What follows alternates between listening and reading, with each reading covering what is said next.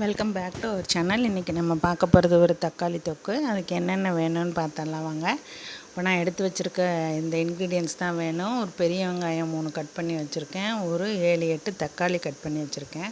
First நல்லா நல்லெண்ணெயை ஊற்றிட்டு கடுகு சீரகம் போட்டுட்டு கருவேப்பிலையை போட்டுட்டு நம்ம கட் பண்ணி வச்சுருக்க வெங்காயத்தையும் போட்டு நல்லா வதக்கிடணும். அதுக்குன்னு ரொம்ப வதங்க வேண்டியதில்லை. இதோட சேர்த்து நம்ம கொஞ்சம் மஞ்சத்தூள் போட்டுக்கலாம். மஞ்சத்தூள் போட்டு கொஞ்ச நேரம் மூடி வச்சோம்னா கொஞ்சம் நல்லா வணங்கிடும்.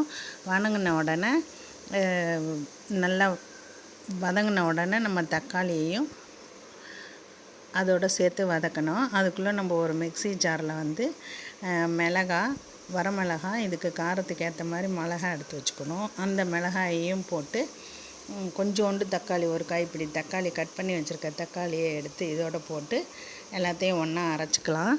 அரைச்சிட்டு தக்காளியை போட்ட உடனே இந்த அரைச்ச விழுதையும் நம்ம அதோட சேர்த்துடணும். ஒரு கோலி குண்டு சைஸ் அளவுக்கு புளி. இப்போ தக்காளியே புளிப்பு, ஏன் புளின்னு நினைப்போம். ஆனால் வந்து புளி போட்டோம்னா இன்னும் கொஞ்சம் டேஸ்ட்டு என்ஹான்ஸ் பண்ணி கொடுக்கும். அதுக்காக தான் இது எல்லாத்தையும் போட்டு அரைச்சி எடுத்துகிட்டு வந்துடலாம். அதுக்குள்ளே பாருங்கள், வெங்காயமும் வதங்கிடுச்சு. ரொம்ப வதங்கணும்னு கிடையாது, இந்த அளவுக்கு வதங்கினா போதும். ஏன்னா தக்காளியை போட்ட உடனே இதுவும் சேர்ந்து உப்பு காரம்லாம் சேர்ந்து வதங்கும். அதனால தான். இப்போ நம்ம கட் பண்ணி வச்சுருக்க தக்காளி ஒரு கைப்பிடி எடுத்துக்கிட்டு மிச்ச தக்காளியெல்லாம் நான் இதோட போட்டுறேன். மீதி தக்காளியை இதோட போட்டு நல்லா வதக்கி விட்டுறணும். மிளகாய், புளி, தக்காளி அரைச்சது அந்த விழுதையும் நம்ம இப்போ இதோடு சேர்த்துடலாம். இதையும் சேர்த்து இதுக்கு தேவையான உப்பு போட்டு நல்லா கலந்து விட்டுறலாம். இப்போ நம்ம எண்ணெய் ஊற்றணுன்னு அவசியம் கிடையாது. இதையும் போட்டு நல்லா வதக்கிட்டு மூடி வச்சிடலாம். மூடி வச்சுட்டா கொஞ்சம் அந்த தக்காளியும் நல்லா வெந்து போய் நல்லா மசிஞ்சு போயிடும் அதோடய சேர்த்து. அதுக்கப்புறமா நம்ம வந்து எண்ணெய் விட்டுக்கலாம். நான் கொஞ்சமாக தான் எண்ணெய் விட்டு வதக்கியிருக்கேன்.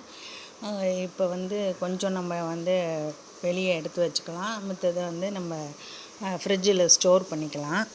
வேணுங்கும்போது இட்லியோ தோசையோ ஊற்றும் போது அந்த தக்காளியை சுட வச்சு எடுத்து வச்சுட்டு அதில் நல்லெண்ணெய் விட்டுக்கலாம். அப்படின்னு சொல்லிவிட்டு நான் கொஞ்சமாக தான் எண்ணெய் ஊற்றியிருக்கேன். பாருங்கள், நல்லா வதங்கி வந்துருச்சு, கொதிக்குது. தக்காளி எல்லாம் பாருங்கள், போட்டதுக்கு இப்போ நல்லா மசிஞ்சிருச்சு. ஆல்மோஸ்ட் ரெடி ஆயிடுச்சு.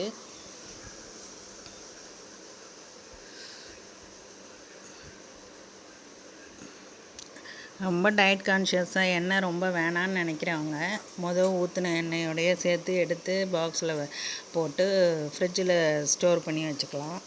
இல்லை எண்ணெய் எனக்கு நிறையா பிடிக்கும் அப்படின்னு நினைக்கிறவங்க இப்போயே நிறையா எண்ணெய் ஊற்றி எடுத்துடலாம். அவ்வளோதாங்க, தக்காளி தொக்கு ரெடி.